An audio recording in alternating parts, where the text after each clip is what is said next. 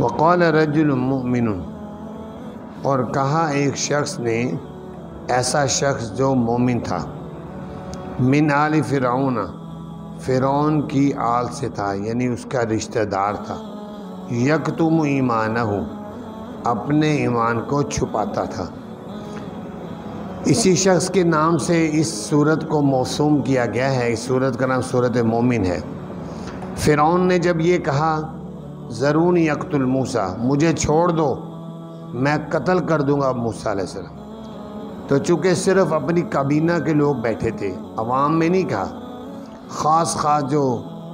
اپنے افسران کابینہ کے لوگ تھے ان میں کہا اب میں اس کو قتل ہی کروں گا۔ اب اسی کابینہ کا حصہ تھا یہ شخص، حزقیل اس کا نام تھا، اور یہ موسیٰ علیہ السلام پر ایمان لا چکا تھا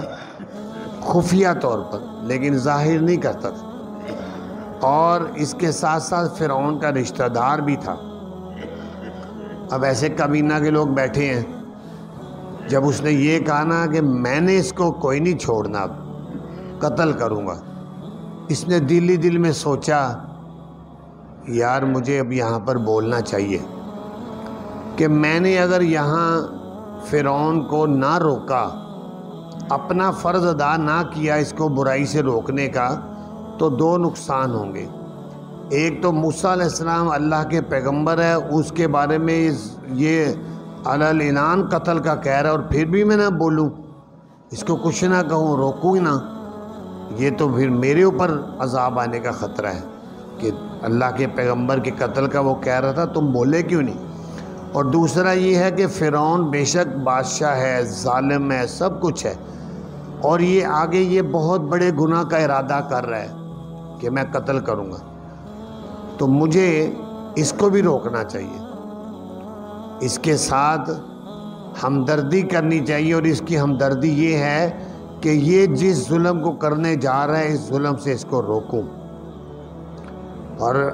مشہور حدیث ہے، نبی پاک صلی اللہ علیہ وسلم نے فرمایا ظالم کی بھی مدد کرو، اور اپنے بھائی ظالم کی بھی مدد کرو، اور مظلوم کی بھی مدد کرو۔ اب صحابہ کرام نے پوچھا یا رسول اللہ، مظلوم کی مدد تو ہمیں سمجھ میں آتی ہے کہ اس کو بچائیں ظالم کے، لیکن ظالم کی مدد کیا ہے؟ آپ نے فرمایا ظالم کی مدد یہ ہے کہ اس کو ظلم سے روکو، کیونکہ وہ ظلم کرے گا، دنیا بھی برباد کرے گا، آخرت بھی برباد کرے گا، اس لیے اس کو روکو۔ اور ویسے بھی ظلم ایک اتنا شدید گناہ ہے کہ اس کی سزا دنیا میں مل جاتی ہے، اور مظلوم کی بھی مدد نہیں کی، اس کی بھی بڑی سخت سزا ہے۔ نبی پاک صلی اللہ علیہ وسلم ایک روایت میں آتا ہے قبرستان کے قریب سے گزرے تو ایک قبر کے پاس کھڑے ہوئے، تھوڑی دیر میں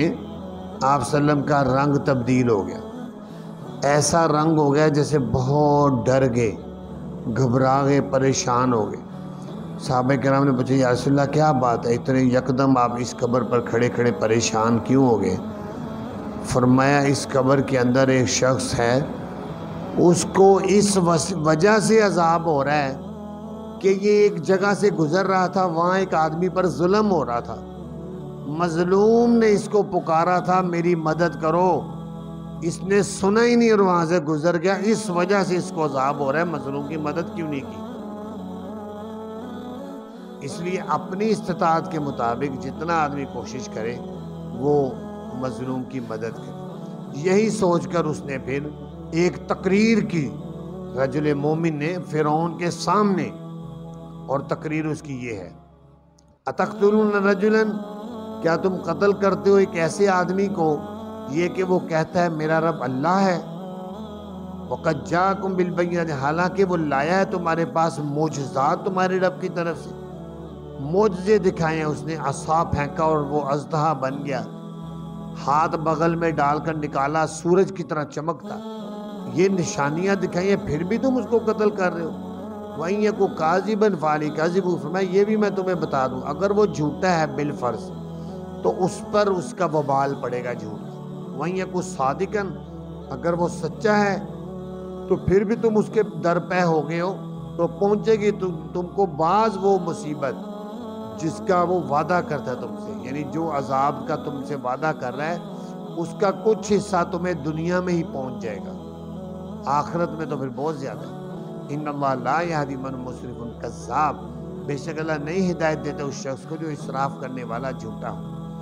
یا قومی لکم الملک اليوم ظاہرین فی الارض، اے میری قوم، یہ وہی تقریر کر رہا ہے، تمہاری بادشاہت ہے آج کے دن، ظاہرین فی الارض، غلبہ رکھنے والے ہو تم زمین میں، آج تمہاری حکومت ہے، تمہارا غلبہ ہے، فوج تمہاری ہے، پولیس تمہاری ہے، سب کچھ تمہارا، تم سمجھو ہم بڑی طاقت میں ہیں، لیکن یاد رکھو ایک وقت وہ آئے گا پھر جب اللہ جو بہت طاقتوں والا ہے اس کے قبضے میں تم آؤ گے۔ فَمَن يَنصُرُنَا مِن بَأْسِ إِن جَاءَنَا، کون مدد کرے گا ہماری اللہ کے عذاب سے اگر آ گیا ہمارے پاس۔ تو فرعون نے اس کی بات کو سنی انسنی کر کے درمیان میں ایک بات چھوڑی، کہنے لگا قال فرعون، کہا فرعون نے ما اریکم الا ما ارى، نہیں میں رائے دیتا ہوں تم کو مگر وہی جو میں رائے مناسب سمجھتا ہوں، وما اهدیکم الی سبیل الرشاد، اور نہیں میں تمہاری رہنمائی کرتا مگر سیدھے راستے کی، یعنی میں تمہیں سیدھا راستہ ہی بتا رہا ہوں کہ فرعون کو قتل کرنا ہی بنتا ہے۔ فرعون بولا وقال الذی آمن یا قومی، پھر یہی شخص بولا، کہا اس شخص نے جو ایمان لایا تھا، اے میری قوم، انی اخاف علیکم یوم مثل یوم الاحزاب، میں ڈرتا ہوں تم پر جماعتوں کے دن کے عذاب کی طرح سے، جیسے بڑی بڑی جماعتیں، قومیں،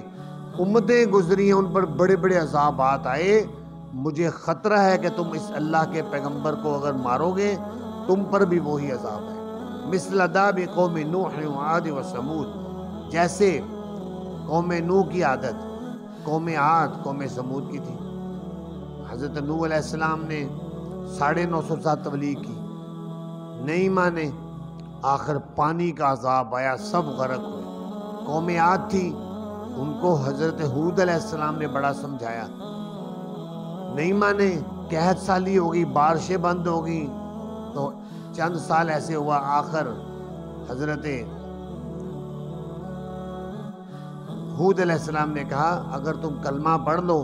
اللہ تعالیٰ بارشیں برسائے گا، کہنے لگے تمہاری وجہ سے اگر بارش ہوتی ہے پھر ہمیں نہیں چاہیے۔ چند دن کے بعد دیکھا ایک بادل آ رہا ہے، ایسے کالا گھٹا گھوپ بادل، کہنے لگے ھذا عارض ممطرنا، یہ 26ویں پارے میں آتا ہے، یہ بادل ہم پر برسے گا۔ وہ بادل جب قریب آیا اس بادل سے آواز آئی رمادن رمادن لا تذر من عاد احدا، ان کو راکھ کر کے رکھ دو،